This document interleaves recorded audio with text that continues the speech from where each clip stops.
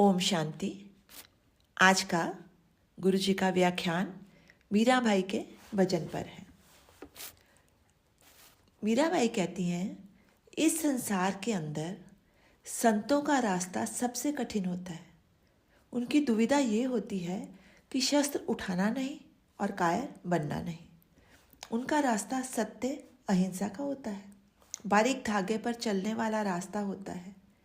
सिपाही तो अन्यायी को तलवार से सजा दे देता है। संत का रास्ता सबसे कठिन है। संभल संभल कर चलना पड़ता है। सत्य के वास अहिंसा की रस्सी होती है, उस पर से भवसागर पार करना होता है। नया प्रयोग इस युग में स्वतंत्रता लाने का गांधी जी ने किया, यानी संत ने किया। शस्त्र पकड़ूंगा नहीं, गुलाम रहूंगा नहीं। युग युग से हथियारों से आज़ादी लेने के प्रयोग पुराना है। पांडवों ने भी किया। युग बदलता है तो युक्ति भी बदल जाती है। उस समय शास्त्रों की भरमार नहीं थी।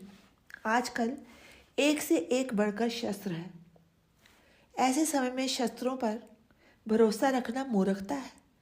कायर भी नहीं बनना और क्रूर भी नहीं बनना। आजकल राम राम का जप नहीं, मरा मरा का है। टेलीविज़न पर भी देखोगे, मरने की खबरें अधिक होती हैं। विरला ही कोई बीच में आता है जो कहता है ये रास्ता अपनाओ या वो मरना ही है। बदला लेना तो आसान है, लेकिन वो कहता आपने मेरा घर जलाया, मैंने आपका नहीं जलाया। तूने मुझे पराया समझा, मैंने तुझे अपना समझा। अपने घर को कैसे आग लगा सकता था। जगत में संत परम हितकारी क्यों है? क्योंकि वो परमेश्वर पर आश्रित है। हमारा भरोसा औरों पर है, हथियारों पर है, अपनी दौलत पर है। केवल ईश्वर के भरोसे पर चलना सबसे कठिन रास्ता है। संत सत्य और अहिंसा के भरोसे चलता है। पहले वियोग चाहिए ईश्वर के प्रति जाने के लिए। मैं बिछुड़ गया हूँ, पहले ऐसे महसूस होने लगता है जिसके साथ मुझे रहना चाहिए था मैं बिछड़ गया हूँ। विरह हो जाता है। किसी भी चीज़ में रुचि नहीं होगी। गहनों कपड़ों का ढेर लगा होगा, कुछ नहीं भाएगा। विरक्ति कहते हैं इसको।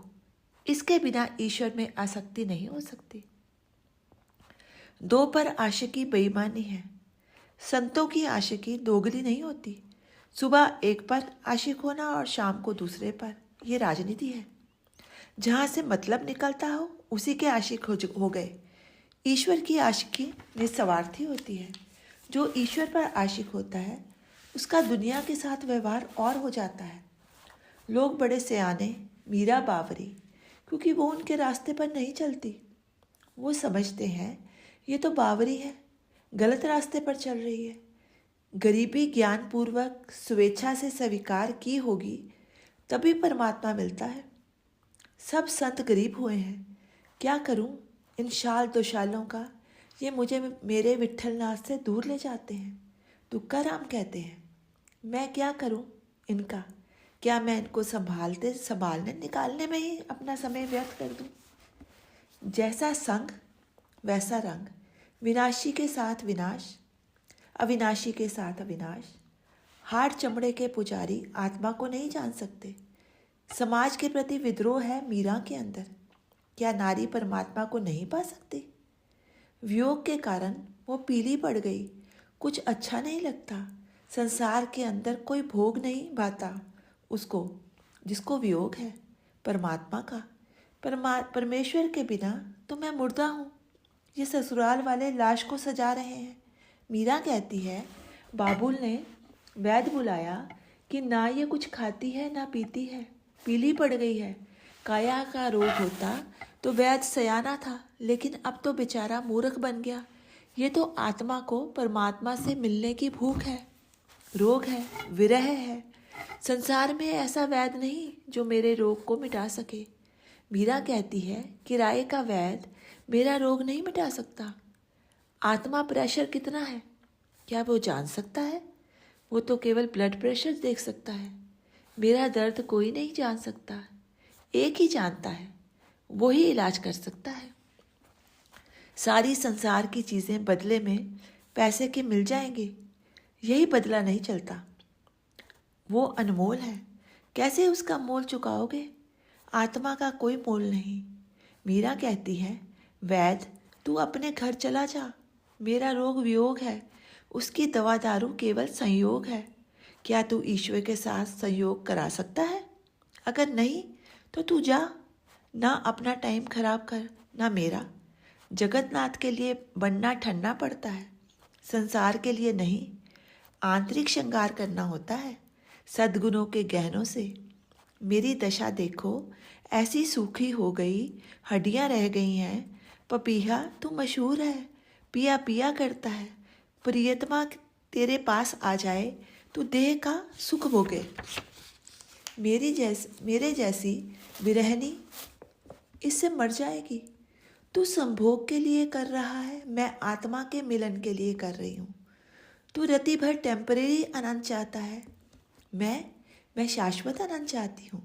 जिसकी आत्मा में वियोग जाग जाता है, उसे सामान्य जगत नहीं जान पाता, उसे पागल करार दे देते हैं। वो जगत से दूर हो जाता है, उसे ज़रा रंज नहीं होता, खुश होता है। जाल से मैं परे परे जा रहा हूँ। माया जाल था, बंधन कट रहे हैं मेरे। समाज जितना छोड़ता जाता है, प्रभु उतना अपनाता जाता है। ये संसार, ये मेरे रिश्तेदार, जो मुझे चाहिए था वो नहीं देते थे, जो नहीं चाहिए था वो देते थे। विपत्ति में सगे थोड़े होते हैं, संपत्ति में साझेदार बहुत हो जाते हैं। यही गीता कहती है। कर्म करो, फल की इच्छा मत रखो। मीरा कहती है, मेरी दशा बावरों जैसी हो गई है।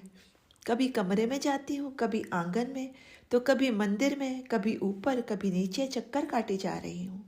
कहीं तो मिल जाएगा मेरा प्रियतम। ऐसी स्थिति संसार देखेगा तो कौन कहेगा समझदार सयानी। बेचैन अवस्था है, इस दशा का नाम है वियोग। संसार की चीज़ों के लिए भी बेचैन होना पड़ता है।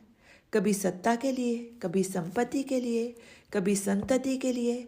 निकम्मे टुकड़ों के लिए इतनी बेचैनी होती है तो फिर पूर्ण के लिए कितनी बेचैनी होगी। जितना संसारिक सुख टुकड़ा है उसके लिए इतनी बेचैनी। भिखारी हैं सब, जागा हुआ कहता है, इतनी बुरी हालत। आत्मा पर लात मारकर एक टुकड़े के लिए इतने पागल हो जाते हैं। पूर्णत्व की मांग आत्मा की मांग है, और ये मांग हर जीव में है। सब चीज़ें होने पर भी बेचैनी है।